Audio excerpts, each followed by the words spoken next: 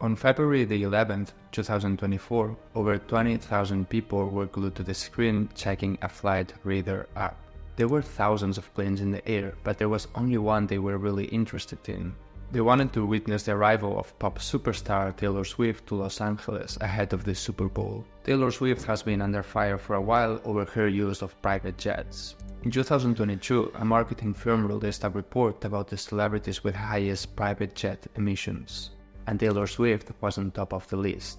The report led to criticism, with people calculating the impact of her actions and accusing her of being a hypocrite. But let's also talk about woke hypocrisy. Now, Taylor Swift... That she took a plane to go 28 miles? Yet she constantly talks about climate change. Her plane had completed 170 trips in just 7 months, generating 8,000 tons of carbon emissions. That's over 1,000 times the average person's emissions in a year.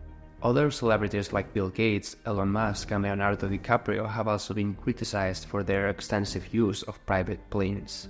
In many cases, these accusations have been used to try to undermine their support for climate action. Celebrities are obviously very influential, so oftentimes governments and environmental organizations try to get their support. But when it comes to talking about the environment, their position is obviously very precarious and even suspicious, because at the end of the day, they are extremely wealthy people with mansions, private jets, and luxury cars.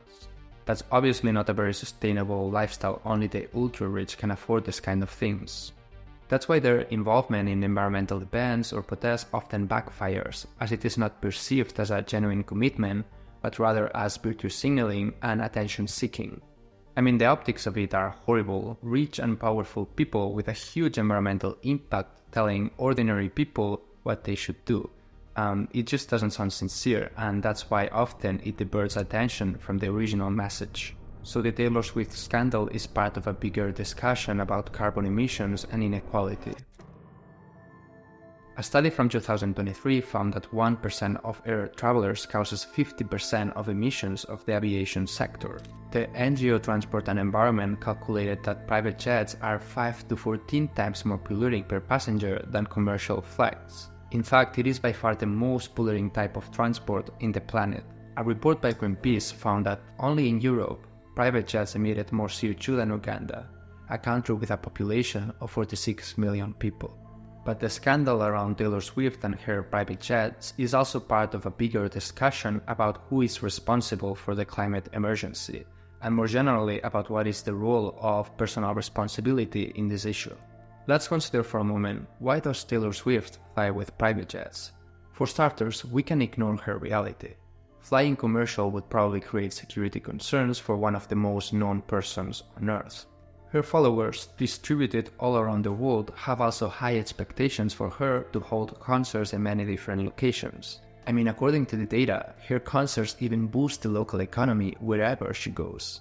In other words, Taylor Swift's actions are not purely individual. They are also the reflections of the demands of the industry and a response to the expectations of millions of people who follow her. Also, while people focus on Taylor Swift because she is a famous singer, she is far from being the only super pollutant in the world. While Taylor Swift's flight to watch the Super Bowl received a lot of attention, there were almost 900 private jets that flew in and out of Las Vegas for the big game. To get to the point, this notion that individual actions and lifestyle choices will stop climate change is simply a lie. If Taylor Swift stopped using private jets tomorrow, nothing will happen. And this is not about defending Taylor Swift, but simply about debunking the idea that individual actions are the main solution to this problem. The notion that individual choices could actually stop climate change was promoted by oil companies, who created the concept of individual carbon footprint to promote a mindset focused on individual responsibility.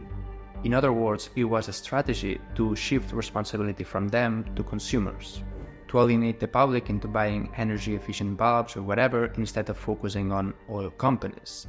And I think they succeeded because we still focus way too much on individual actions and way too little on the responsibility of big companies and national governments. As sociologist Ulrich Beck said, this is an effort to turn us into a kind of moral entrepreneurs. individuals that are laden with personal responsibility, but with no access to the actual decisions. This approach also divides people, with some people advocating for lifestyle changes that will decrease environmental impact, and some people that increasingly feel that their lifestyles and traditional lives are being attacked. That's why environmental action has become kind of a toxic issue over the years and has become a key element of the broader culture wars. Instead of focusing on systemic solutions, we are stuck in a loop of virtue signaling and criticism of individual actions that just creates more anxiety and discontent.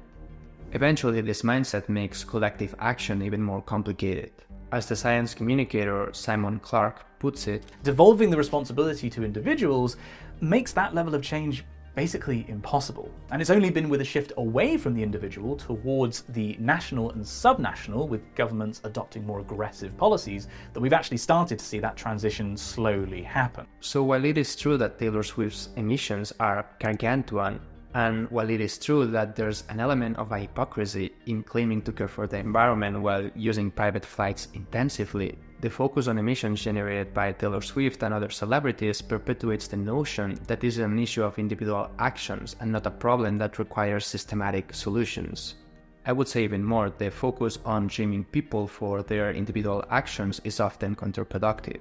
Psychological studies find that shame typically leads to defensive behaviors such as withdrawal, hiding, or anger, an unproductive spiral that eventually leads to nothing but burnout and frustration.